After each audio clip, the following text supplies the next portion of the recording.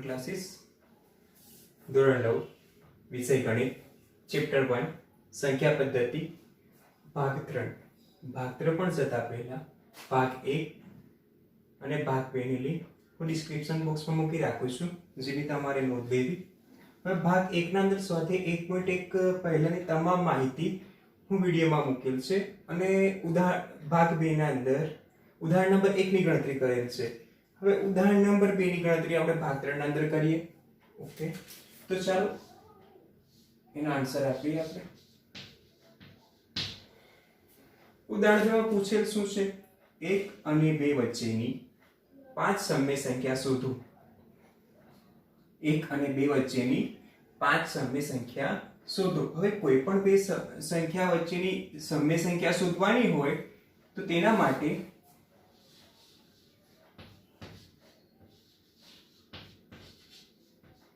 ઓછામાં ઓછી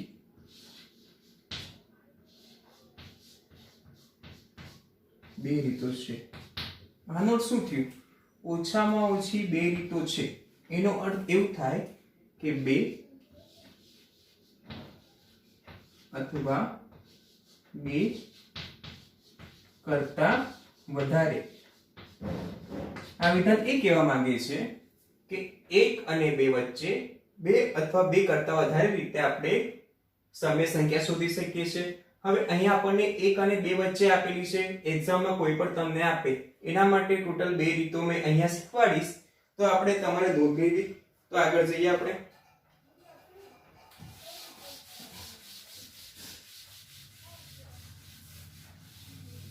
અહીં આપણે રીત 1 પહેલા શીખી લઈએ.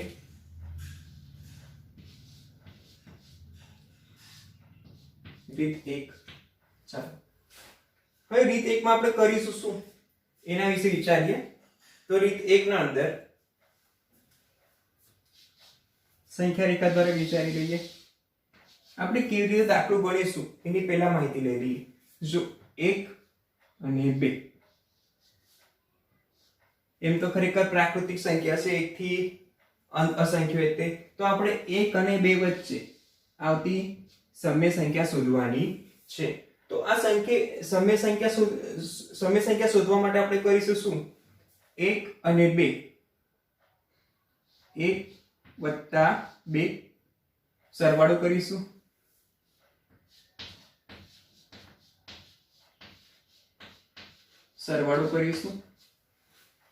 પછી મળતા સરવાળાને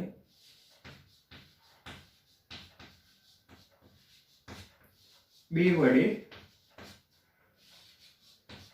ભાગતા. જે સરવાળો મળે 1 વત્તા 2 બરાબર 3 મળશે. એને આપણે કેટલા વડે ભાગી નાખીશું? 2 વડે. એટલે 3 ના છેદમાં 2 મળશે. જવાબ શું મળશે? 3 ના છેદમાં 2. તો મધ્ય એકદમ મધ્યમાં હશે. 3 ના છેદમાં 2 આપણે જે શોધ્યું છે એને ખરેખર કહેવાય છે મધ્યક. આગળ તમે શીખી ગયા હશો મધ્યક. મધ્યક એટલે શું? આ બે સમય સંખ્યા છે એના વચ્ચેની આપણે એક સમય સંખ્યા શોધી. હવે આપણે અહીંયા સમજવાની કોશિશ કરીએ.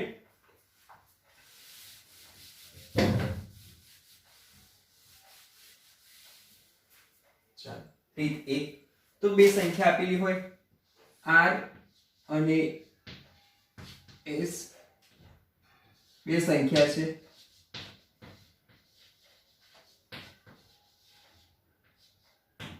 શું કરવાનું? સૌથી પહેલા સરવાળો કરવાનો અને 2 વડે ભાગી નાખવાનો. આપણે મધ્યક શોધીશું. તેમનો સરવાળો કરતા r વત્તા s સંખ્યાઓનો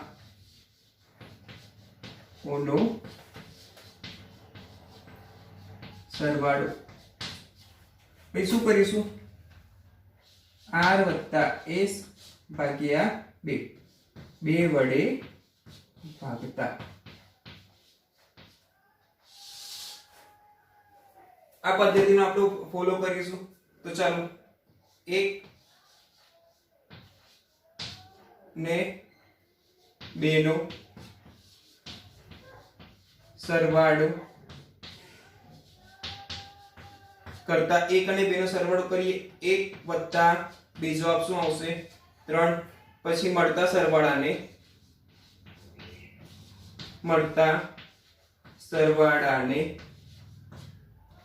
2 વડે ભાગતા તો મળતા સરવાળાને 2 વડે ભાગી નાખીએ જવાબ શું આવ્યું 3/2 તમને ખબર પડી ગઈ એક નંબર આપી દઈએ અને એક સમય સંખ્યા મળી કઈ છે 1 અને 2 વચ્ચેની હવે બીજી વખત હવે 3/2 આપણને તો એક જ મળી છે આપણે શોધવાની છે 5 ફરી શું કરવાનું જો 3/2 બન્યા છે એનું એક વખત 3/2 નું એક સાથે સરવાળો કરવાનો 1 અને 3/2 નો સરવાળો કરતા 1 + 3/2 જવાબ શું આવશે 2 × 2 વત્તા 3/2 એટલે 5/2 કંઈક આવો જવાબ આવશે ઓકે પછી એનું શું કરવાનું 2 વડે ભાગતા 2 વડે ભાગી નાખીએ તો 5/2 ચાલો એનો જવાબ શું આવે 2 × 4 છેદ નો ગુણાકાર થાય 5/4 આવો જવાબ આવ્યો અહીંયા સમજ પડી હશે તમને તો 1 + 3/2 કર્યું એવી જ રીતે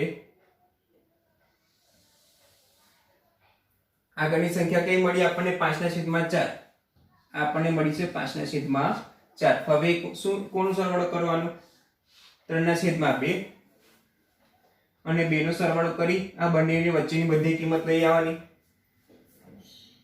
તો ચાલો 3/2 વત્તા 2 3/2 અને 2 નો સરવાળો ચાલો એનો સરવાળો કેટલો થાય 2 × 4 ચોકડી ગુણાકાર 2 × 4 છેદમાં 2 આખાના છેદમાં 2 થઈ જાય 7/2 હવે શું કરવાનું 2 વડે ભાગતા 2 વડે શા માટે ભાગીએ તમને ખબર છે આ બે વચ્ચેની બધી કિંમત મેળવવા માટે આપણે એને શું કરીએ છીએ 2 વડે ભાગીએ છીએ એટલે 7/2 એટલે શું આવે 7/4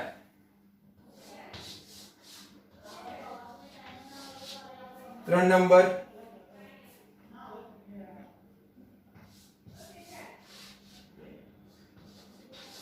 2 નંબર 7/4 મળ્યું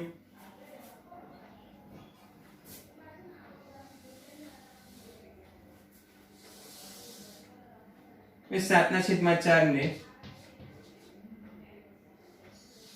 પહેલા એક સાથે એક સરવાળો કરવાનો પછી બે સાથે સરવાળો કરવાનો બરાબર 7/4 વત્તા 1 4 × 4 વત્તા 7/4 1 અને 7/4 નો સરવાળો ઓકે 4 ને 7 11/4 હવે એને 2 વડે ભાગી નાખવાનું 11/4 ભાગ્યા 2 તો 11/8 2 વડે ભાગતા કંઈક આવું થાય હવે 2 અને 7/4 અહીંયા લખી દઉં તમારા માટે 7/4 વત્તા 2 એનો સરવાળો કરતા ચાલો જવાબ શું આવે 4 ×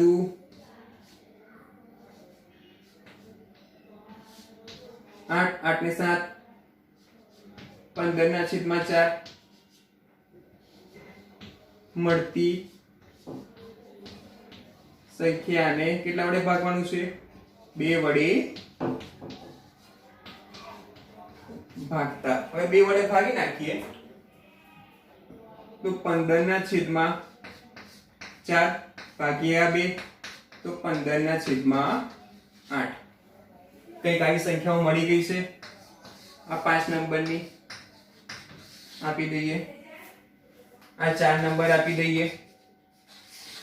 ટોટલ 5 સંખ્યાઓ મળી છે. તો અહીંયા વિધાન લખી દઉં મેં. આમ આ તમારે છેલ્લા લખવાનું.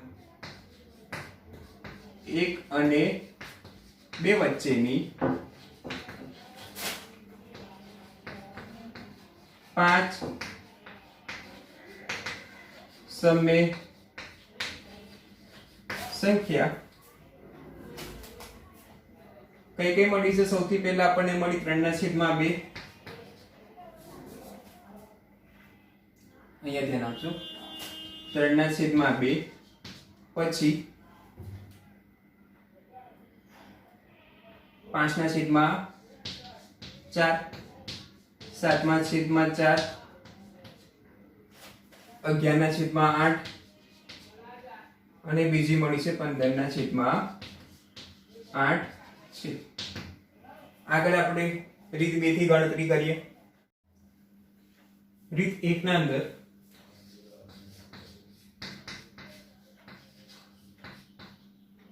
સૌપ્રથમ આપણે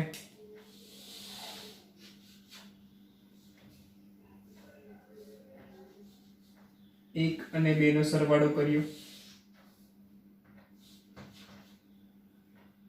તો જો 1 અને 2 નો સરવાળો કર્યો અને 2 વડે ભાગ્યું તો આપણને મળી 3/2. પછી 3/2 નો એક સાથે 3/2 નો 2 સાથે સરવાળો કર્યો ત્યારે આપણને સંખ્યા મળી અહીંયા કંઈક આવી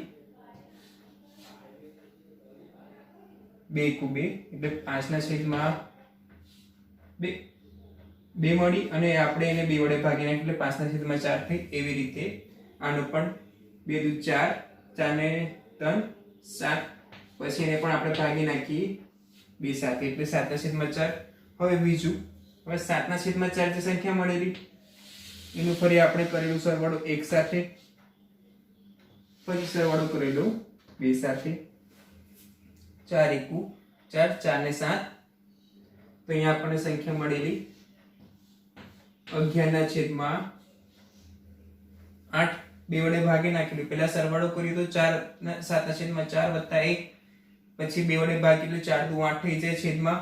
એવી જ રીતે અહીંયા કંઈક આવી સંખ્યા મળી હતી 4 × 2 8 8 ને 7 15 15/8 એટલે સંખ્યાઓ કઈ કઈ મળી હતી એની લિસ્ટ આપણે અહીંયા લખી રાખું ફરીથી એકવાર. 5/4 7/4 11/8 15/8 અને બીજી 3/2 સૌથી પહેલા આપણને મળી હતી. તેના ઉપરથી આ મળી. આ બંનેના ઉપર 5/4 ની મદદથી આપણને આ સંખ્યા મળેલ છે. 7/4 ની મદદથી મળે છે. સોરી. ઓકે. હવે તમારે 5/4 છે ને એનું ફરી 1 સાથે સરવાળો કરશો અને 2 સાથે સરવાળો કરશો અને જે જવાબ મળે 85 30 60 15 86 WhatsApp નંબર છે. મેસેજ કરજો જે જવાબ મળે તેનું. હવે રીત 2 પર જઈએ આપણે.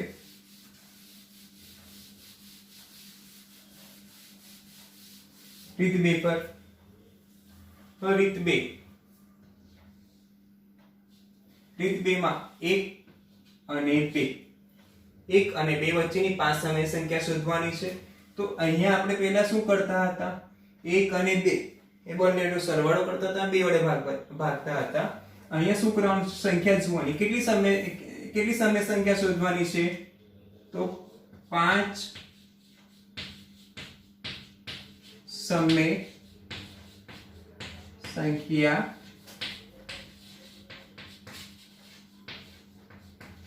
શોધવાની છે. 5 સમય સંખ્યા શોધવાની છે. એના માટે આપણે શું કરી શકીએ? તો n બરાબર અહીં આપણે કેટલા લઈ લેવાના? 5. પછી n + 1 જે સમય સંખ્યા શોધવાની છે એના કરતા 1 વધારે ઉમેરી દેવાનું. જવાબ શું આવે? અહીંયા n બરાબર કેટલા છે? 5. तो 5 + 1 जवाब આવશે 6। અહીંયા સમજ પડી? જવાબ આવશે 6। તો હવે આપણે વિચારી લઈએ, સંખ્યા રેખા લઈ લઈએ। અહીંયા એક અને 2। ચાલો હવે સંખ્યા રેખાને એક એ બીજા કેવા સ્વરૂપે લખી શકાય? એક 6 વડે ગુણતા 6 વડે ભાગતા। તો અહીંયા લખી દઉં, 1 ને 6 વડે ગુણતા અને 6 વડે ભાગતા। એવી જ રીતે 2 ગુણ્યા 6 ભાગ્યા 6 વડે ગુણતા અને 6 વડે ભાગતા। જો આપણે કેટલો આવશે અહીંયા? 6 તો 12/6।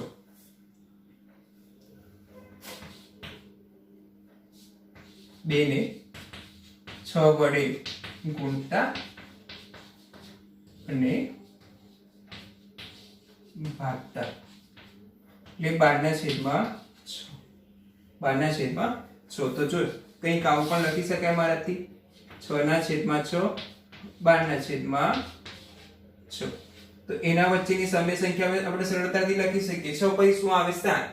તો 6/6 પછી 7/6 8/6 9/6 10/6 11/6 અને છેલ્લા શું આવે? 12/6। એટલે 6/6 પાંચ સમય સંખ્યા મળી। જો 6/6 less than 7/6 less than 8/6 less than 9/6 less than 10/6 less than 11/6 less than 12/6। એટલે આની વચ્ચે જે સમય સંખ્યા એના પછી શું આવશે? 7/6 8/6 ડોટ ડોટ ડોટ છેલ્લા કયો આવશે? અહીંયા 11/6 એટલે 6/6 અને 12/6 કેટલી સંખ્યા આવેલી છે? 5। એટલે 1 અને 2 આપેલું છે। હવે એની જગ્યાએ આપણે ગમે તે સંખ્યા આપેલી હોય તમારે શું કરવાનું? 5 સમય સંખ્યા શોધવાની છે, તો એના અંદર 1 ઉમેરી દેવાનું। તો જવાબ કેટલો આવશે? 6। અહીંયા 6 આપેલું તો 6 + 1 7 એટલે 7 વડે ગુણવાનું અને 7 વડે ભાગવાનું। પહેલી સંખ્યાને 7 વડે ગુણવાનું 7 વડે ભાગવાનું, બીજી સંખ્યા 7 વડે ગુણવાનું અને 7 વડે ભાગવાનું। એવું કરીએ તો એના વચ્ચે 6 સમય સંખ્યા મળશે। અહીંયા આપણને 5 કીધી છે તો 5 એવી રીતે મળી જાય। તો અહીંયા વિધાન કરી લખી દેવાનું। આમ 1 અને 2 વચ્ચે, આમ 1 અને 2 વચ્ચે